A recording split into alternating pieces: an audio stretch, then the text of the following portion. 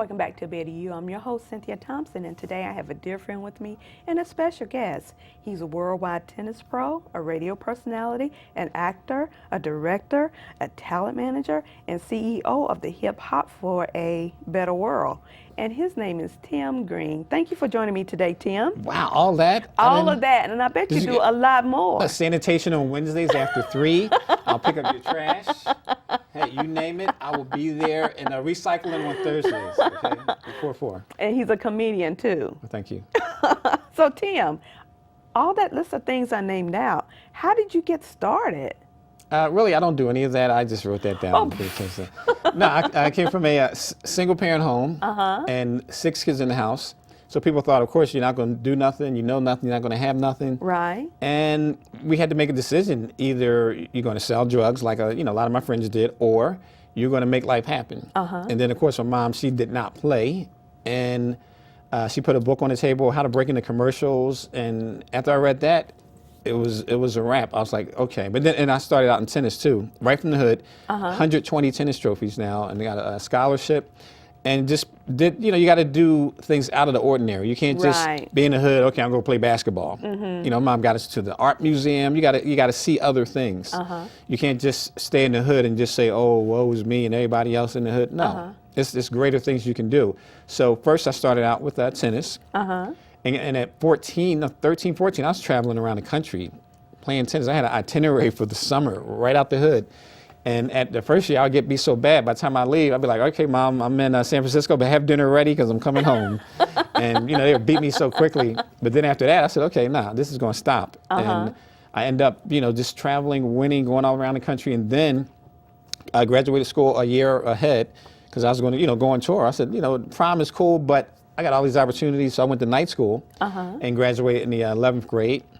And then just went out and made life happen. So in school, I got into radio. So I said, okay, you got a little college radio station.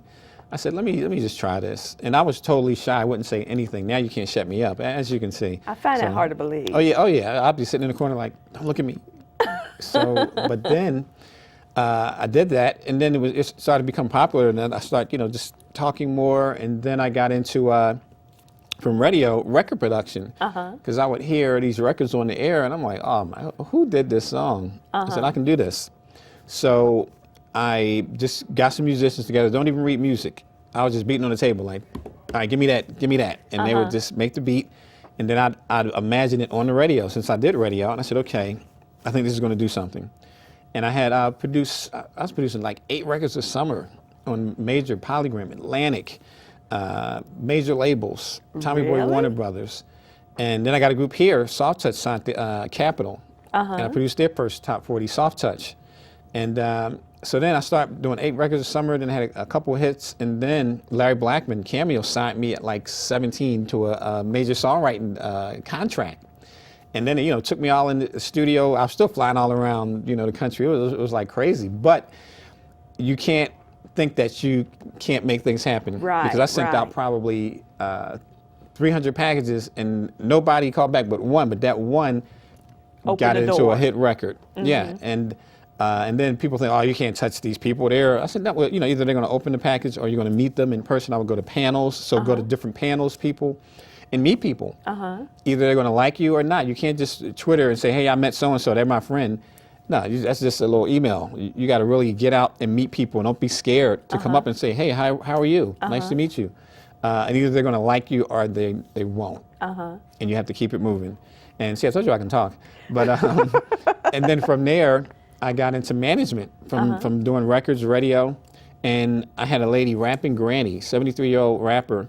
Yeah, she was on a television show. Yeah, I got her on 25 television shows, 35 national commercials, 17 feature films, turned her into a millionairess. Wow. Got her own, I created her own soda. I created the first hip-hop soda pop called Slammin' Strawberry, Get Your Groove On, Grape, Bumpin' Banana, Chillin' Like a Villain, Vanilla Cream. They were gourmet sodas. And Granio's Breakfast Cereal, the first hip-hop greeting cards. I created a whole franchise around her, and then we're gonna have a cartoon, Granny's Place. That was the soda label. So as the soda sold, people got to see her cartoon character on the label.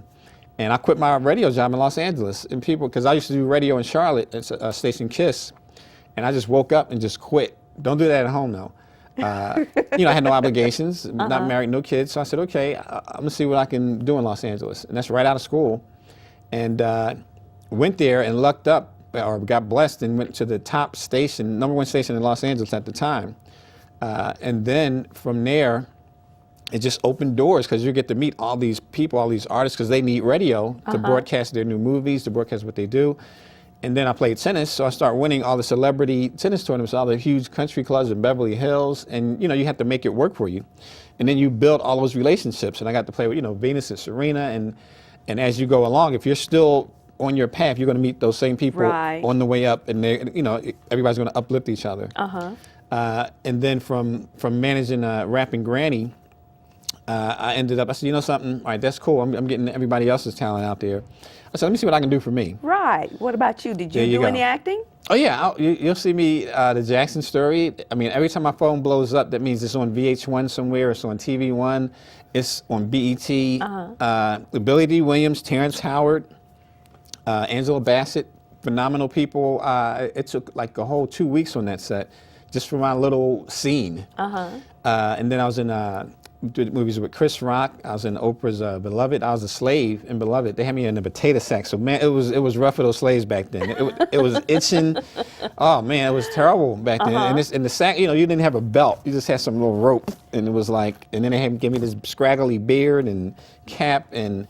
Let's see, did a movie with Tom Cruise. But then for acting, I said, something. When you go to the audition, you're up against a whole line of hundreds. And I'm like, wait a minute, that's Blair Underwood. And I just saw this guy's commercial yesterday. I'm not getting this part. And then still it's politics on who may already have the part. But, SAG law, I got to see all these people. Hey, you're good, you're good, you're good, you're good. But, you're not going to get the part. So I said, okay. And then maybe some actors may complain that there's no jobs in Hollywood.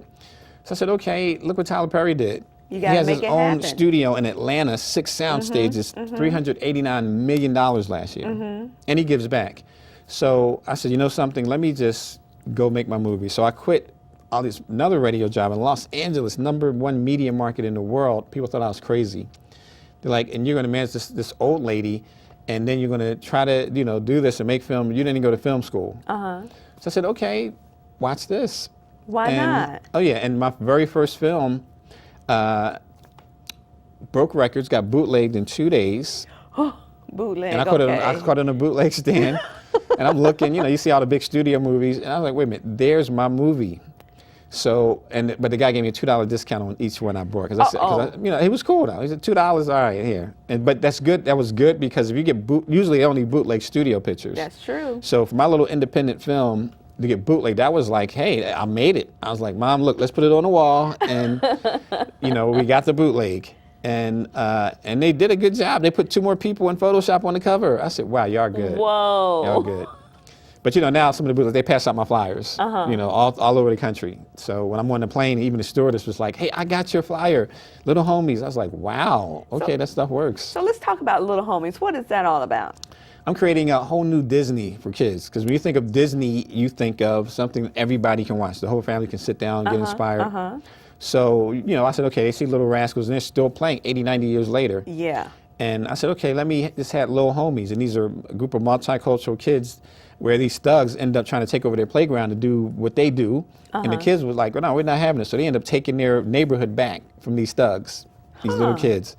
And we're having everything Disney has, clothing line, video games, everything, merchandising, and we're giving back like 30% to communities all around the country. And we have Little Homies 2 is Little Homies Back to School, Little Homies Summer Vacation. So that's like a whole franchise of movies that I'll probably release, I may release it this year, next year. So all I'm doing right now, I'm on a 50-city tour, just branding myself. Just like Tyler Perry, our comedian goes on what they call the Chitlin circuit. I call it the circuit of greatness. And you just meet your audience. And that's what I've been doing all around the world, really, from London, Japan. Then I do speaking engagements. I was just in Broadway and Times Square. And we had like 2 New York blocks long waiting to talk to me. The police had to come. And they were wondering, like, okay, what are you doing? Because, they never seen, I guess, Anything like that, huh? Yeah, I'll say anything like that. What does that feel like? That everybody wants to see and talk and touch you? It's cool, but don't think everybody likes you because they had stars there, and they didn't come to the stars. They came to my line. But they'll feel if you're real with them or not. And it's just I'm real with people. I say, look, you may not be a star.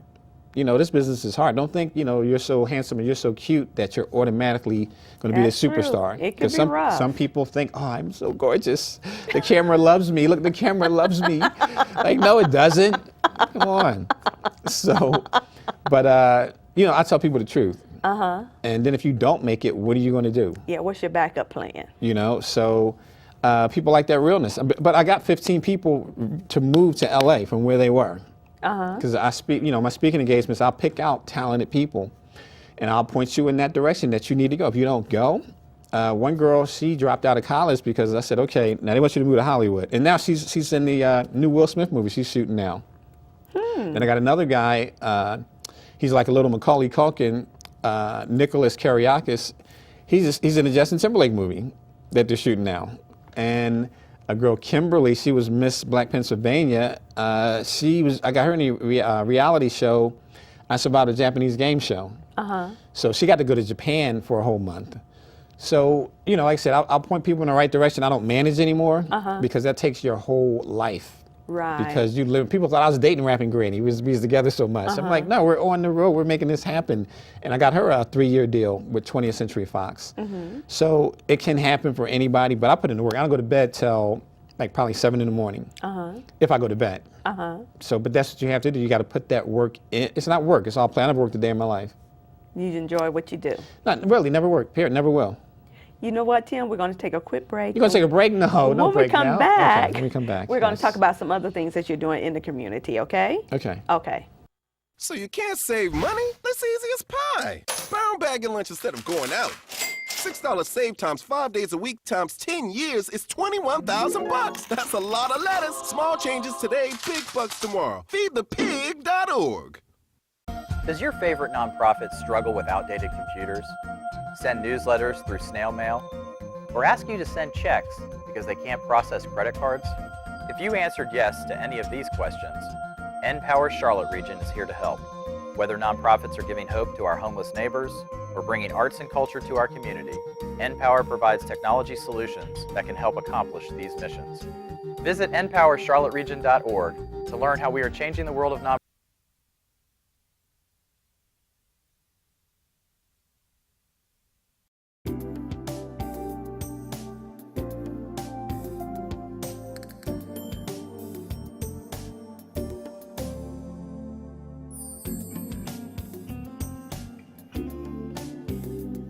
Welcome back to Better You. I'm your host, Cynthia Thompson. I'm here with Tim Greene, and Tim has been telling me all the wonderful things he's been doing. I've been talking a lot, haven't I? He's been talking a lot. Woo. I have this list of questions I haven't gotten You got to. questions? Yeah. Oh, okay, I'll shut up. I have questions for you. But before we went on break, Yes. I asked you, well, when I said we were going to come back, we were going to talk about what you're doing in the community. What are Okay. you doing to give back to the community? I'm Because that's doing- important, too. I'm doing nothing. What are you talking about? Community? No, I'm kidding. on. Community. No, that's my middle name and first name. We had like 30 kids in the studio yesterday, and they're from the so-called worst parts of the neighborhood. And my type of show is we bring on positive stuff. I don't play the same old 6 songs with lyrics that could, damage some kids, and they don't know it.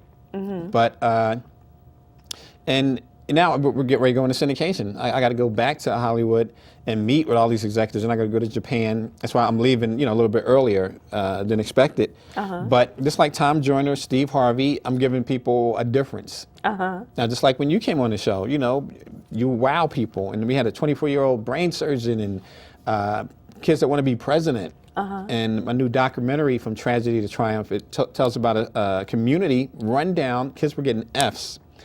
And it was a supermarket that nobody wanted, rat infested. So everybody got together in the community and said, something, we gotta do something. And they turned it into a community center.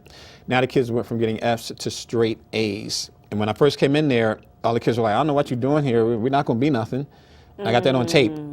I was like, wow. That's so sad. Oh yeah, no, by the time I left, everybody, and the guys like, well, this is my friend, he's gonna be my vice president, he's gonna be my secretary of state. So their whole mentality totally changed. So it shows it can happen. And it only took like a day or two. And you bring some positiveness in people, and they're going to say, you know something, I want to be like you. I don't want to get shot 9 times and then hope I can make it sell 1 million records. So, Yeah, because when you live in that environment, that's all you see, and that's all you think you can do and be, Yeah. not unless you think outside of the box. Oh, yeah, And you're definitely. opening up their eyes and doors for them. Oh, And yeah, I'm so proud definitely. that you're doing We're going to do that around the world. And I get about, 250 computers so far to underprivileged kids all around the country. That is good. Yeah, and with filters, so you can't go on certain sites. So, no, because it'd be popping up on them sites like, whoa, hold up, didn't I put a filter in there? Some of them kids know how to work it, like. Yeah, some of those kids can work around those computers. They're good, they're smart. Yeah. So what does the future look like for you, Tim? Oh, very dull and just And boring. Yeah, just wake up, make some more movies. No, I'm just getting started in life. Period. So, for all the stuff that I've done up until now, it prepares me for syndication, which, you're reaching like 16 million people a week on the radio, just like Tom Joyner, and the chain goes up. So I'm next in line with probably a nighttime show, which because they got morning syndication, they got afternoon with Michael Bazin, and then I'm I'm slip in there with the Cool Out. You're calling out with Tim Greene, and then from there. I'll move my movies, and then I'll still travel and do, workshops, because I'm on like 50 city tour where we'll do workshops. I'm at the LA Convention Center. Matter of fact, I'm in LA next week, Los Angeles Convention Center, and then back on Broadway, Times Square. I'm in Detroit, just all over major cities. Just we have standing room only. But I tell people more about life, not just, you could be a star. I give about Millionaire Secrets CDs, which tells you how you can focus and be a millionaire. And it's really simple. If you have a kid at birth, and you just, instead of buying $100 sneakers, put it in a fund somewhere. Right. By the time that kid is 21, they're set. Don't tell them, don't dip in the fun either. That's easier said than done. You're like, Mom, I gotta get her hair done. And then you're like, hold up, Mom. That's just college fun. And then you just condition your kids for greatness. And it's real simple. Because that's what your mother did for you. She didn't have the funds, but she opened your eyes to funds. We the couldn't even spell funds. Okay, we wasn't even poor. We was po, P-O. We couldn't even get the O and the R. You couldn't afford the other part. No, I'll be out on the tennis court. I get a hold of my sneak. I flip the sock over like. Oh no! That should last me another set. So that was good though, And it's like it teaches you. Now I live below my means. 0 bills, and you got to really focus life on how you want it to be. And never use a credit card. So I'm good. I don't have a B4062 car outside. I just got a regular, car that's paid for. So you got to keep your bills down, because in this business you don't know if you're going to be a hit. You don't know if your next film is going to hit. You don't know if you're going to get another film. You might have 1 or 2 films, and then it's a wrap. I want to ask you one more question before we close. One more question. I talked like 2 minutes for that last one. Wow. Yeah. I talked. Our time is up. But it's okay. It is? I do want to ask you this. Yes. What do you think of Oprah's network? It's brand new, and I know it's going to take some work, and she's going to have some hits and misses. What do you think of her network so far? Well, my documentary, I got an email. So you may see that Tragedy to Triumph on the O Channel in the, I think, 3rd quarter. Because she's putting on little positive stories, and that's different. Most people never heard of a community that helped themselves. Right. And they all the men and women got together and improved their kids' life without asking for anything. So she's going to do well. She's a brand. And then even Tyler Perry wants a positive network, where he's going to have radio, television, where it's just going to be all positive stuff. We can do that. You can have a network. It's all, but we never aspire for that. We just say, I want to be in front of the camera, like I am right now. Okay, behind the camera, these are the guys that's going to create and make that thing happen, and the guy in the control room is making it happen. That's where we need more creators. Just like you had the Baba sisters who do animation. When I saw them, I got them in like 600 newspapers all around the world. Whoa! And got them on the NBC show, and I'm going to get them on. They may even be on Oprah, because I got got a couple emails back. So the thing is, we have greatness, but you just got to discover what it is. And if you don't dream, and if I would have never guessed, I've done all these movies, I've done all these records, don't even read music, 100-something, 20 tennis trophies. And it's a ton of stuff I've done I can't even think of that you can do. So, and right from the hood. I didn't go to any, my brothers graduated from Ivy League colleges, ran major networks. Other brother, youngest programmer at Clear Channel. Sister working with, stock market. So it can happen, but if you don't believe that you're going to do nothing, you just sit there watching this show and saying, oh, nothing's going to happen, then it's not. It's not. No, it's not. So you know the title of my show is A Better You. Better me? Yes. Well, better me makes a better you. The next better me back. So, okay, I'll shut up. If some 13-year-old came up to you and asked you how they can be a better person, what would you tell them? 13-year-old, I say, where's your mom? Like, hey, yeah, that's with me. So now I got, what would I say? I catch them even here, like, because that's where they're on the record. And because usually by 17, 18, 14, you usually have your own mindset made up. And whatever I say to you, you might be like, okay, but I'm going to go watch some videos. But I would tell you that you can do it. And I see where you're at, though. I'd ask you some questions, and if you're tweeting all day, then I know chances are you're not going to make it, because people are going to watch that. So, because if you're watching this, leave the phone in the car. There's nothing more important. You're going to an interview, and you're like, oh, I mean, I had a girl on the radio station. I'm like, okay, we're on the air, and you're focused on your phone. So, and now you want to be an intern? I don't think so. And people watch that. We were in the theater at Paramount Studios in Hollywood, and the girl was in. She came from New York and Philly, and I'm like, dark theater, all these executives on a panel, and you're texting somebody, and you can see that screen glow in the theater, and they're looking like, who brought this person in here? And I'm like, not me. So you got to really focus. If you don't, nobody cares if you make it, for real. Maybe And your they mom, don't care. your dad might, So you have to really care. You have to, adequate focus, determination. I do this every single day. I'm going to do it until I'm off the planet. This is all I do. So you got to realize that if it's not your passion, don't waste your mom's money. Don't waste your dad's money. Don't waste your money or your time. Do something else that you really love. And if you won the lottery today or tomorrow, would you still be doing the same thing? I won $20 million, I'd probably give half of it away. The kids that really need it, though. Right. I wouldn't be like, oh, we need 10,000. Oh, nah, what you need? You need some plants? Okay, I can get them for a discount at Home Depot. All right, bam, got them. So you don't just give out $50 million like that, in my opinion.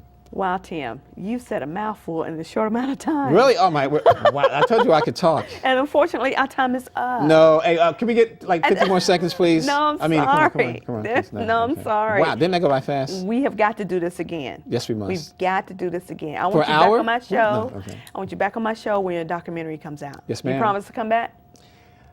We get that in writing. Yes, we're on TV. Yes, I promise to come back. Okay. We have to check the dates though, because I'm on a 50-city tour. Okay, let's shake on it. Yes. And thank I you will be for- back. Thank you for coming. Thank you. Thank you for coming. A great show. A better you makes a better me. You. Thank you. And thank you all for watching. I know that Tim and I, we talked the whole entire time. And he has so much more he wants to share with us. Please stay tuned to my show, A Better You, every Wednesday at 6 p.m. here on Public Access 21.